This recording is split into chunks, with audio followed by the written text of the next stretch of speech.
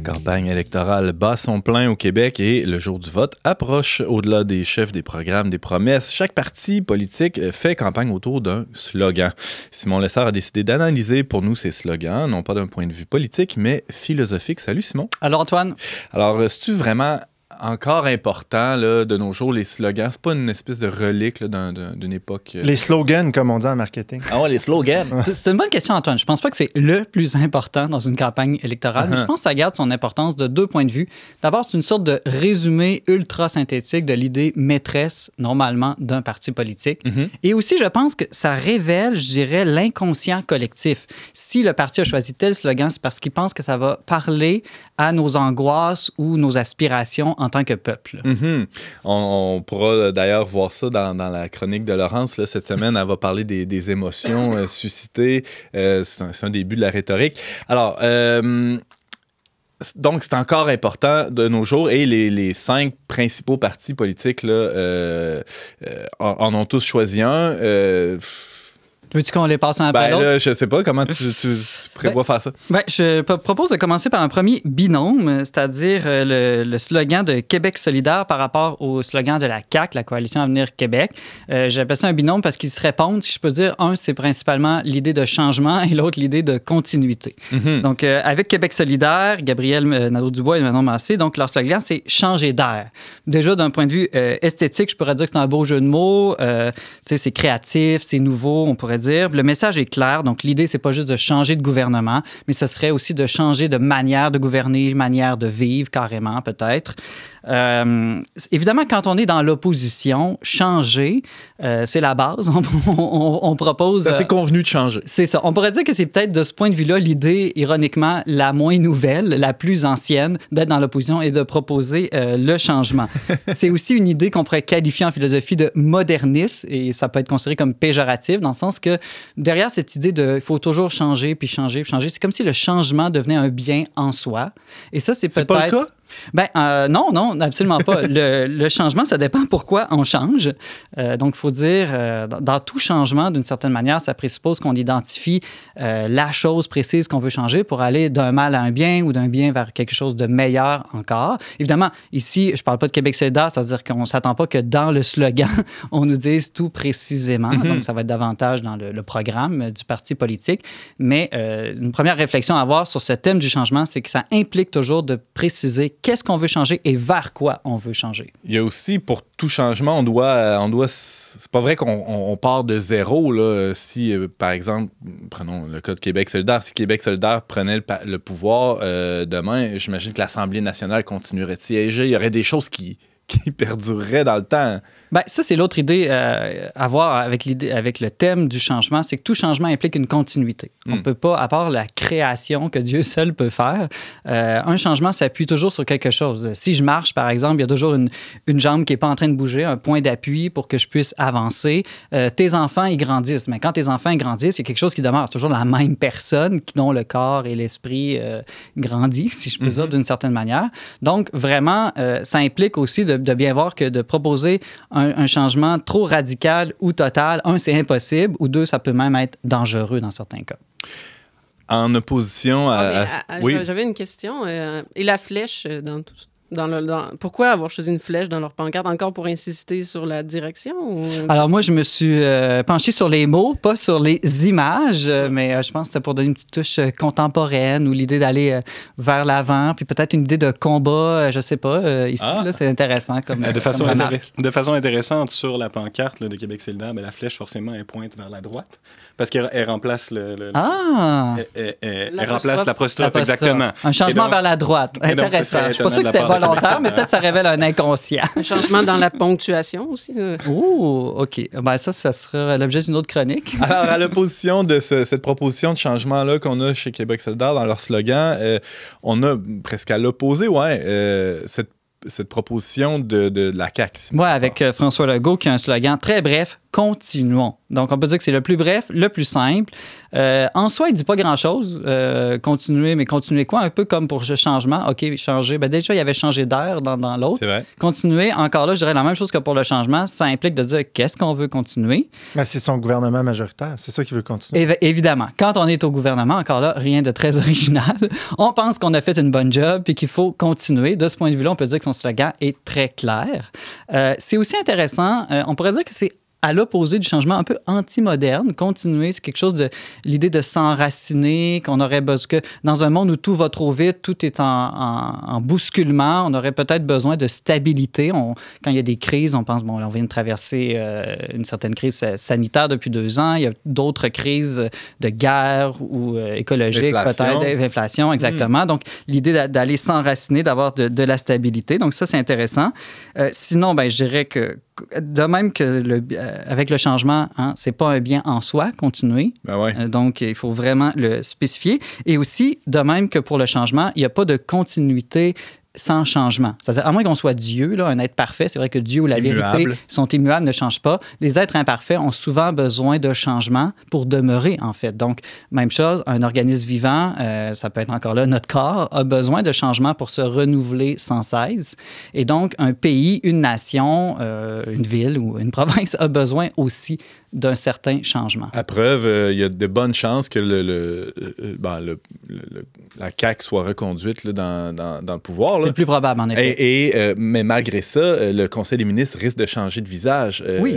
Il y aura un changement. Et ils ont des promesses électorales. Ils ne proposent pas juste de tout faire pareil comme ils ont fait depuis 4 ans. Puis j'ajouterais, Antoine, que c'est intéressant parce que l'idée de changement implique d'avoir un regard pessimiste ou péjoratif sur le passé. Ça allait mal. Puis une sorte de regard optimiste vers l'avenir. L'idée de continuité, évidemment, on dit, ben, ça a bien été dans le passé, puis une certaine optimisme sur le présent. Ça va quand même pas si mal en ce moment. On n'entrevoit pas de grands, nécessairement, besoin de changement, justement. Donc, c'est un regard sur le passé qui est quand même différent.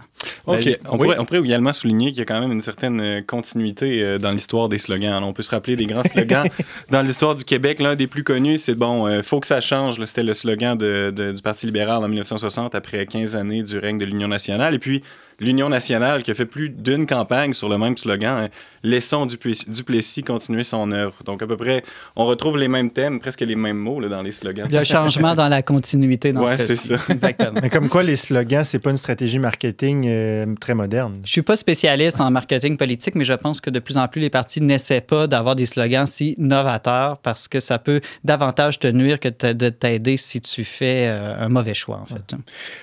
Troisième slogan de parti que tu nous décortiques, Simon Lessard. Le Parti conservateur du Québec avec Éric Duhem, un slogan qui dit « Libre chez nous ». Encore là, ça fait écho, Benjamin, un slogan bien connu. En 1962, Jean Lesage, « Maître chez nous hein, ». C'était une élection principalement référendaire au sujet de la nationalisation de l'électricité. Mais ici, il y a quand même une différence. Donc, dans les deux cas, on parle de liberté. C'est clairement le thème philosophique qui est mis à l'honneur. Par contre, à l'époque de Jean Lesage, c'était une liberté beaucoup plus, je dirais, collective, d'État, une idée qu'on pourrait retrouver chez les souverainistes, par exemple, alors que chez Éric Duhem, c'est clairement, et pour les conservateurs, une liberté plus individuelle ou à tout le moins associative, si on peut dire. Mm-hmm. Et pourtant, il y a justement l'aspect collectif. Là, chez nous, il parle dans nos chaumières. À quoi ça fait référence dans ce slogan-là, tu penses? On sent que si c'était au PQ, ça voudrait dire au Québec, là, chez nous, mais ici, on pense plus à nos maisons.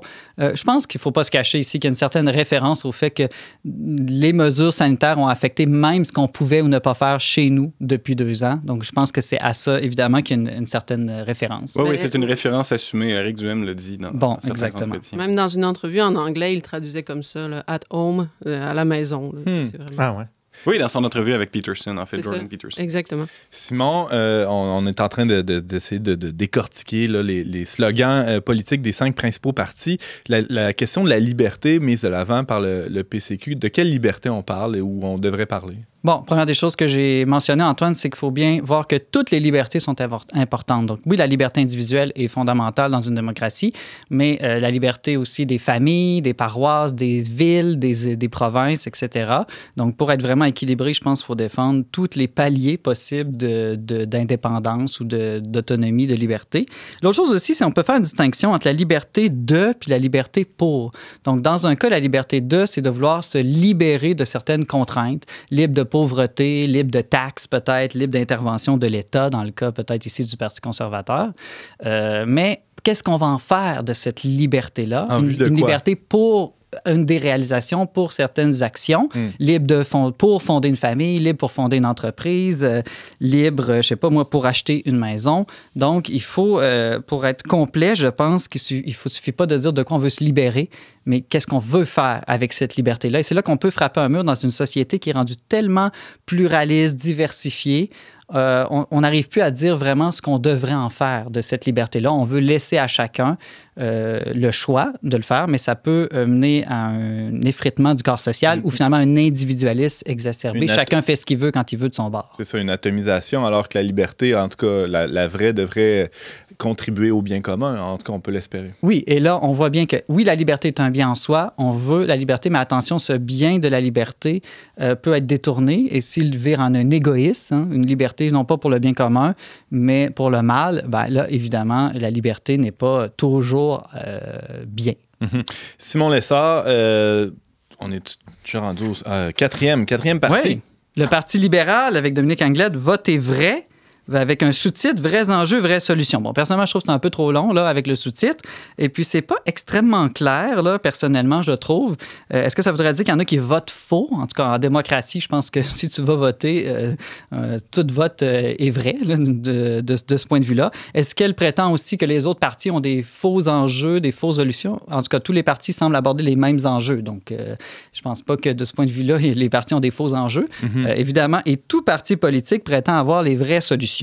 Donc, personnellement, je trouve que c'est un peu boiteux là, comme choix de slogan ici. On veut peut-être dire voter vrai, voter selon son cœur ou voter en vérité avec soi-même. L'authenticité, c'est quand même une valeur importante là, à l'heure d'Instagram. Là. Oui, bon, si on le comprend dans ce sens-là, peut-être, effectivement, James, ça a plus de sens.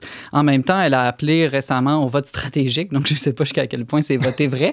Mais il y a peut-être aussi un désir de créer un rapport de confiance avec la population. Là. Cette idée-là de vérité est quand même significative. On sait que dans son passé récent, le Parti libéral a eu des rapports de confiance conflictuels avec une partie de la société. Il y a peut-être quelque chose là aussi. Oui, et on est aussi dans un temps, je pourrais dire, au niveau de la culture, on parle beaucoup de fake news, de post-vérité, et donc c'est un thème, on sent que c'est difficile d'avoir accès à la vérité, en tout cas dans le monde médiatique, mais il faut faire attention, parce que c'est probablement la notion philosophique la plus noble de toutes celles qui sont présentes en ce moment dans les slogans des partis politiques, sauf que la corruption du meilleur engendre le pire. Si on utilise mal le concept de vérité, ça peut devenir vraiment dangereux. Je pense, par exemple, ici, je ne suis pas en train de faire de comparaison avec le Parti libéral du Québec, mais Staline, les communistes en Russie avaient leur fameux journal, la Pravda, qui veut dire la vérité, qui propageait surtout des mensonges.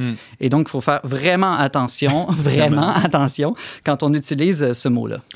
Bon, passons pour le PLQ. Et dernier parti, il nous reste quelques secondes seulement. Le PQ, Simon Lessard. Le PQ, avec Saint-Pierre Plamondon, dit le Québec qui s'assume pour vrai. Donc, vérité revient ici, mais c'est surtout le fait de s'assumer qui est le concept central. Donc, s'assumer étymologiquement, qu'est-ce que ça veut dire? Ça veut dire prendre sur soi ou pour soi, dans le sens d'endosser ou de supporter quelque chose. Donc, ça peut être prendre à charge pour soi une tâche qui revenait à quelqu'un d'autre ou encore consentir à une situation qu'on n'a pas choisie, mais qu'on ne peut pas changer. Mais ce qu'il faut bien voir, c'est que dans l'idée de s'assumer, ça implique une responsabilité. Donc, arrêter d'accuser les autres, de se plaindre puis d'être victime. Donc, est-ce que ça veut dire qu'on va arrêter de dire que c'est la faute du gouvernement précédent, que c'est la faute des Anglais, que c'est la faute du fédéral? Ou arrêter de faire semblant d'être indépendantiste, ce que le PQ a fait, ça a été sa stratégie des dernières années quand même. Donc là, ça, c'est des bonnes questions. Et là, pour vrai, lui, montre peut-être un inconfort à se situer par rapport à d'autres partis comme Québec solidaire qui veut aussi l'indépendance du Québec ou le Parti conservateur et la CAQ qui se prétendent aussi nationalistes et autonomistes. En terminant, Simon Lessard, ça serait quoi ton slogan, là, comme si tu avais un parti chrétien?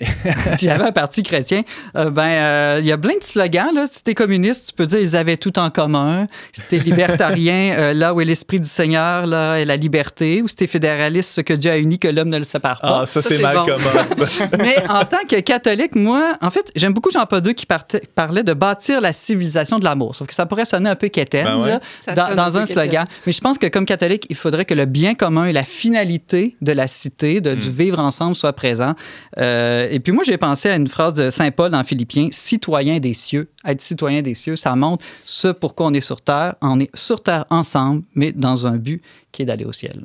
Merci Simon Lessard. Je rappelle que tu es rédacteur pour le Verbe Média. Tu nous parlais des slogans des partis. Merci et à bientôt. À bientôt, Antoine.